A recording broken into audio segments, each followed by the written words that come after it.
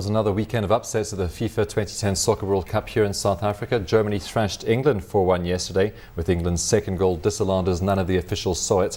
And we had Argentina progressing in the competition after it beat Mexico 3-1. Africa's hopes of winning were still kept alive by Ghana's 2-1 victory over the United States. So who are the favourites and what are the odds? For more on that, I'm joined by Brent Graham from Good for the Game. Brent, thanks for coming in today.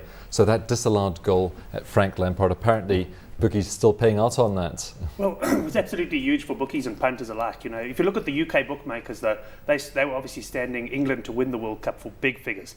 And what a lot of them have said is it was actually not a bad result for them in terms of Germany beating England, although the betting interest, for example, in the UK is actually going to drop off a little bit now that England are out the tournament. But all sorts of ramifications, not only obviously for England and Germany in that game, but for punters who bet on for example, England or the draw in that game would have been absolutely devastated by that.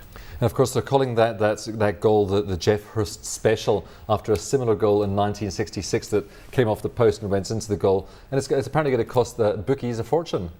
Well, I'd be surprised that it is actually going to cost the bookies that much at the end of the day, because there was so much support for England. But certainly Germany are viewing it very much as revenge. And of course now we've got the technology to, that was clearly shown that the ball went well over the line. There's still lots of debate about whether or not in 66 it went over the line. English supporters will tell you it most definitely did. Why are we not using that technology then? It's really a FIFA decision at the end of the day. You know, I'm not too sure of all of the logic behind it, but they're very resistant to technology. They rather want to try and put additional referees or touch assistants on the field, and that it doesn't make a lot of sense to me. You know, when you've got the technology, that decision could have been made in a couple of seconds. Later on, the late game ago, Mexico against Argentina, Argentina's opener, blatantly offside Carlos Tevez. That could also be made in a couple of seconds. So I'm not too sure why this resistance, but FIFA are a stubborn bunch and unlikely that they're going to change in the near future. Okay, well, with England answered the way, Mexico answered the way, and the US answered the way, who's favourite at the moment? Well, Brazil are still the favourites. They've actually firmed a little bit into 33-10. They were trading at around 4-1 a week ago.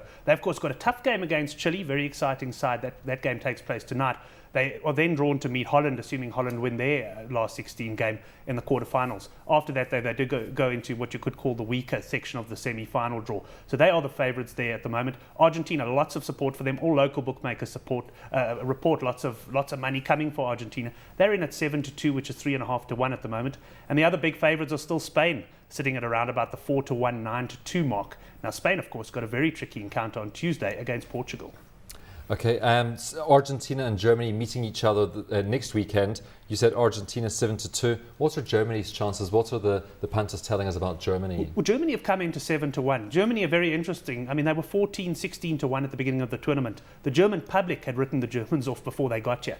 There's no doubt from what we've seen though, that Germany are very, very big runners. Just a shame in a way, perhaps, that Argentina and Germany do meet in the quarterfinals, as that looks, that would have made a great semi-final or perhaps even final. But Germany now into 7-1, and that's the same price as Holland, who are expected to progress to the quarterfinals. And of course, Holland are the dark horses in this competition, kicking the balls with those clogs and things, but doing pretty okay so far. They're doing very well, and very important for Holland. They've got a couple of key players potentially coming back into form. Robin van Persie scored in their last game, and they got Robin, who may well start today as well, and he just creates so many chances. Holland, there's a very strong feeling amongst their camp that this could be their year, and they were 15-1 at the start of the tournament, into 7-1 now. So if you took the 15s, you're sitting pretty at the moment. Ghana's chances are not really rated at this stage. Ghana 33-1. Of course, they got a quarter-final up against Uruguay, and it's quite interesting the way the draw has panned out. Uruguay have been the big movers of the tournament. There was 125-1 Uruguay at the start. But the way things have opened up, they had a fairly easy, on paper at any rate, last 16 match against Korea. They play Ghana in the quarterfinals. They'll start favourites at that. So their real big opposition, which should come in the semi-finals. Ghana 33-1. Bookmakers are probably saying that Africa have had their say now, and they're expected to bow out. Because when we chatted a week ago, there had been a few big upsets. Punters really out of pocket, and the bookies doing quite well. Has that evened out as the competition's progressed? I'd say it's evened out a little bit. If we look at the weekend's results, Ghana beating the USA was a little bit of a result for the bookmakers. Perhaps the USA might have had a bit of money on them. Having said that, the local bookmakers, and here in Africa, there was plenty of support for Ghana.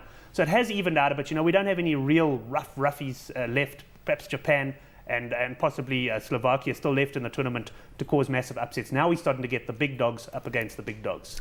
Japan and Slovakia, would you expect them to progress much further? No, I'm expecting both of them to go out. I'm expecting Holland to beat Slovakia, and I think Paraguay will be too good for Japan. And who are we looking at for the finals in your view, Brent? Gee, it's interesting the way things are stacking up. I can't pick a winner at the moment of the Argentina-Germany game. Whichever team goes through there, I'd fancy their chances certainly of progressing to the final. And the Brazil-Holland potential quarterfinal, of course, we've learned in this World Cup, don't speak too soon. But if those meet in the quarterfinals, I think the winner of that will go on through to the final as well. Brent, we have to leave it there. Thank you very much for coming in today. Excellent, always a pleasure. That's Brent Graham. He's from Good for the Game. And joining us again, I think, next week, Brent. Yeah, I'm sure we can make a plan. Should be very interesting.